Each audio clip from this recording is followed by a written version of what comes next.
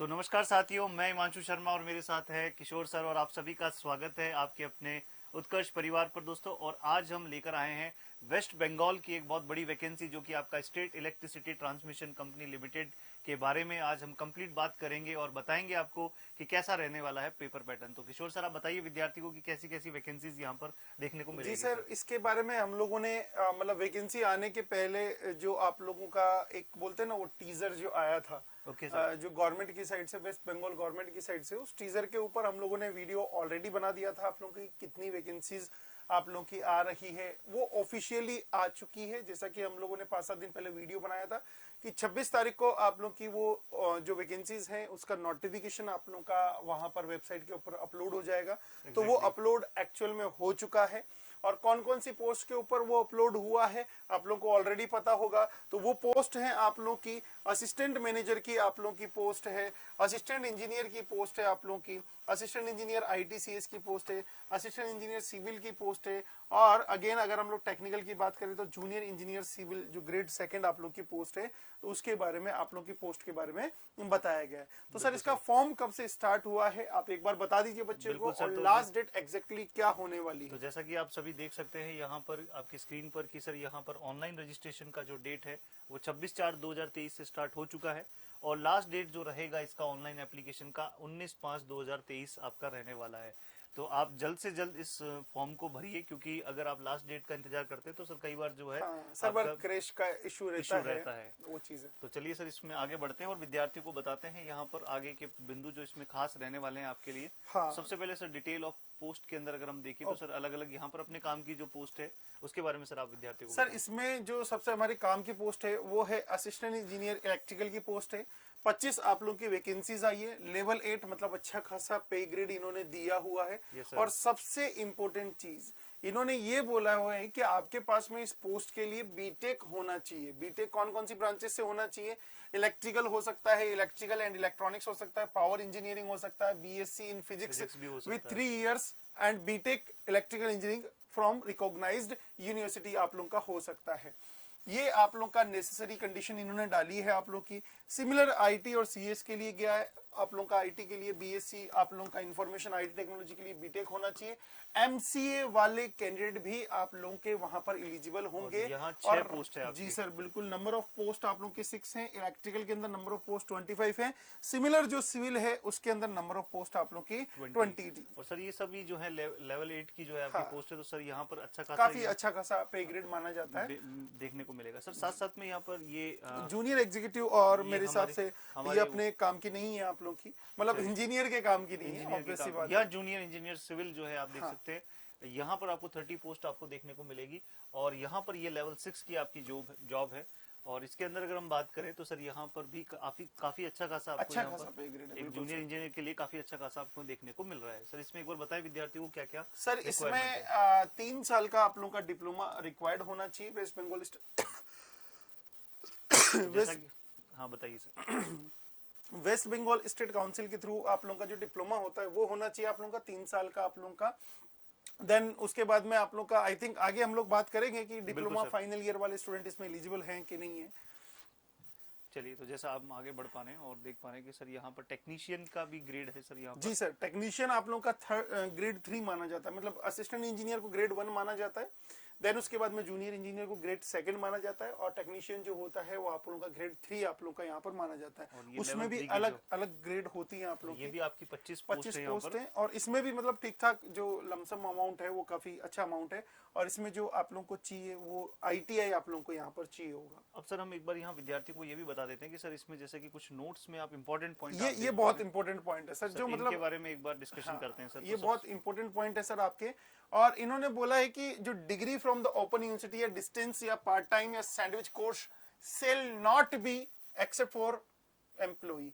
मतलब जो West Bengal state electricity transmission company limited के जो एम्प्लॉई हैं, यदि उन्होंने पार्ट टाइम कोई डिग्री ली हुई है या सैंडविच कोई डिग्री ली हुई है, उन डिग्रीज को मान्य किया जाएगा। और अदर कोई नॉर्मल स्टूडेंट होगा अगर उसने ये की हुई है डिग्री पार्ट टाइम तो उसका मान्य नहीं होगा। ये लिखा हुआ accept for West Bengal employees के लिए आप लोग का लिखा हुआ है।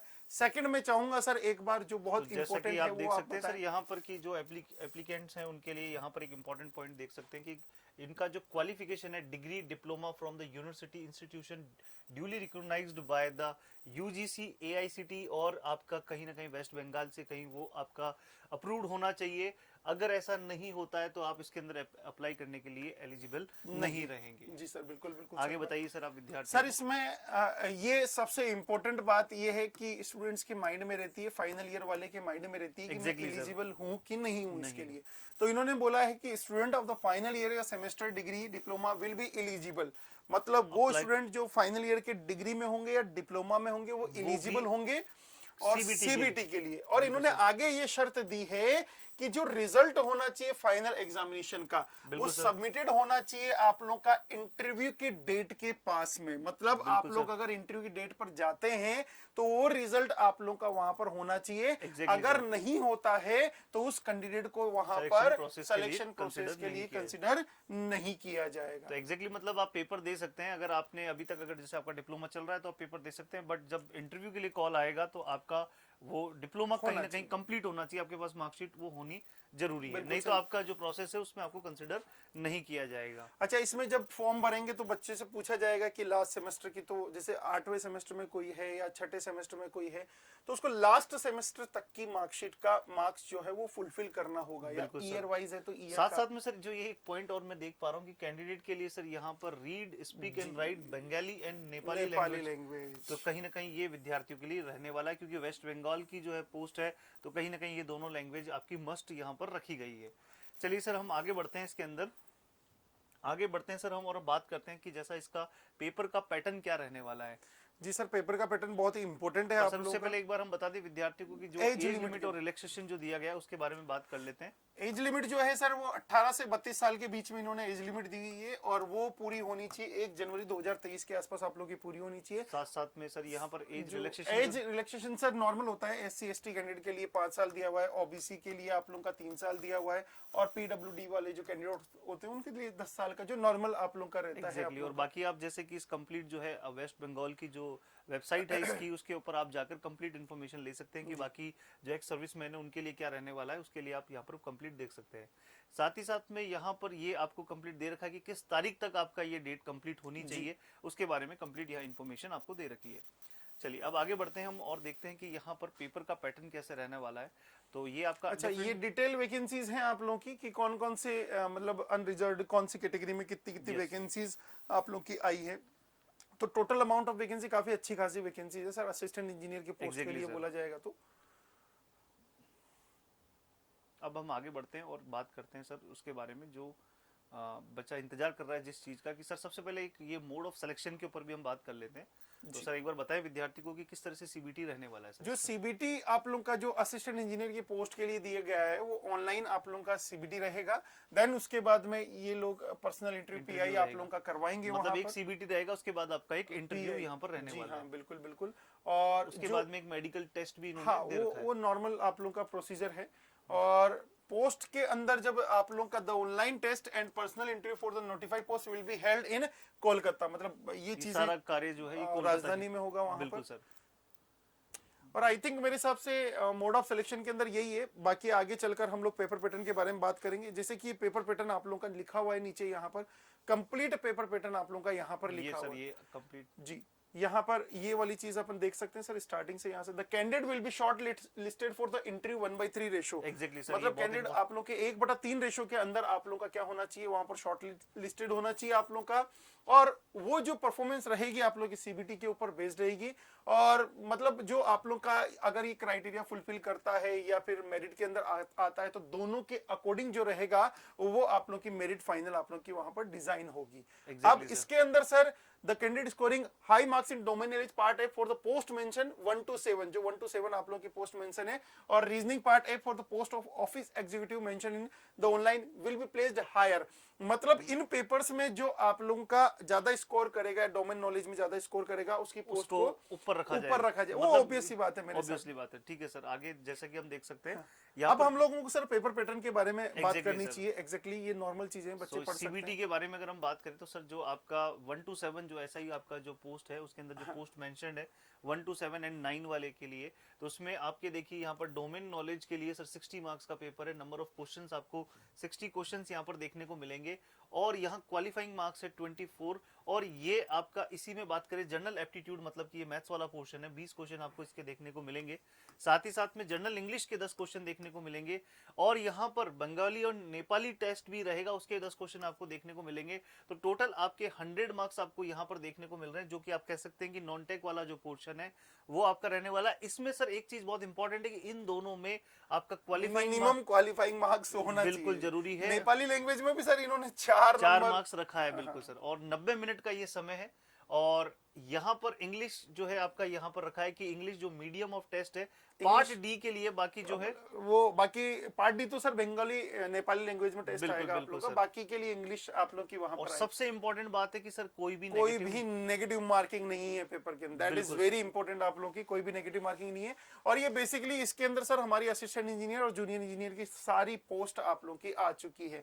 और ये जो एग्जीक्यूटिव वाली पोस्ट है वो इंजीनियर के लिए ऑब्वियसली बात है नहीं बिल्कुल है। सर। तो इसमें सर मैं जैसा कि देख पा रहा हूँ कि सर एप्टीट्यूड का काफी इंपॉर्टेंट जो है यहाँ पर रोल रहने वाला है और उसमें आपका डोमेन नॉलेज का भी काफी इंपॉर्टेंट रोल रहने वाला है। और उसमें मिनिमम क्वालिफाइड मार्क्स भी आप लोगों को रिक्वायर्ड होते हैं। बिल्कुल सर। तो आगे बढ़ते हैं सर, विद्यार्थियों को बताते हैं आगे के पॉइंट्स। इसमें सर मेनली जो है आप लोग का मिनिमम एग्रीगेट क्वालिफाइंग मार्क्स अलग अलग कैटेगरी के लिए आप लोग का अलग अलग दिया हुआ है। तो ये 40 मार्क्स जो है जनरल जो है उनके लिए 40 मार्क्स रखा गया है, बाकी अलग अलग कैटेगरी के लिए यहाँ पर रखा गया है। तो लास्ट में सर हम बात कर लेते हैं पर्सनल इंटरव्यू के लिए। तो पर्सनल इंटरव्यू के लिए जो यहाँ पर देख सकते हैं 25 नंबर का आपका पर्सनल इंटरव्यू होगा और क्वालिफाइंग मार्क्स ऐसा कुछ दिया नहीं है इंटरव्यू के लिए। और जो मार्क्स होते हैं इंटरव्यू में will be added the marks secured in CBT. मतलब फाइनल मेरिट जो बनेगी ना सर, अल्टीमेटली इसका मोटा मोटा क्या है, फाइनल मेरिट जो बनेगी वो 125 नंबर में से बनेगी आप लोग। ऐसा नहीं है कि भाई आपने प्री के अंदर ये मार्क्स स्कोर किया है, मेंस के अंदर ये स्कोर किया है, मतलब इंटरव्यू के अंदर ये स्कोर किया है तो आप मेंस में बढ़िया है तो आपका सिलेक्शन हो जाएगा, प्री में कमजोर है तो नहीं, ऐसा नहीं। कंप्लीट जो आप लोग का फाइनल सिलेक्शन होगा वो आप लोग का किसके अकॉर्डिंग होगा, वो आप लोग का दोनों की कंबाइंड। लास्ट में ये पॉइंट और देख लेते हैं कि हाउ टू अप्लाई के अंदर। तो आप जैसा कि मैं आपसे बोल रहा था कि ये आपकी वेबसाइट है, इस पे जाकर आप कंप्लीट इस नोटिफिकेशन पे आप कंप्लीट रीड कर सकते हैं और सारी जानकारी आप जो है क्लिक टू अप्लाई ऑनलाइन पे आप जब क्लिक करेंगे और आपको सारी जानकारी वहां पर किस तरह से फिल करना आप वहां पर देख सकते हैं। तो हमने कंप्लीट यहाँ पर बात करी कि किस तरह से इसका पेपर पैटर्न रहने वाला है और किस किस पोस्ट के अंदर किस किस तरह से पोस्ट है और उनका क्या लेवल है और किस किस तरह का वहां पर आपको पेमेंट जो है मिलने वाला है, इसके बारे में हमने बात करी है। तो एक बहुत ही अच्छी अपॉर्चुनिटी है सर ये वेस्ट बंगाल के विद्यार्थियों के लिए। बहुत बढ़िया अपॉर्चुनिटी है सर यहाँ पर ये। तो इसी के साथ में हम आपसे यहाँ पर विदा लेंगे, मिलते हैं नेक्स्ट वीडियो के अंदर। तब तक अपना ध्यान रखिए, स्वस्थ रहिए, मस्त रहिए, जबरदस्त रहिए। जय हिंद, जय भारत।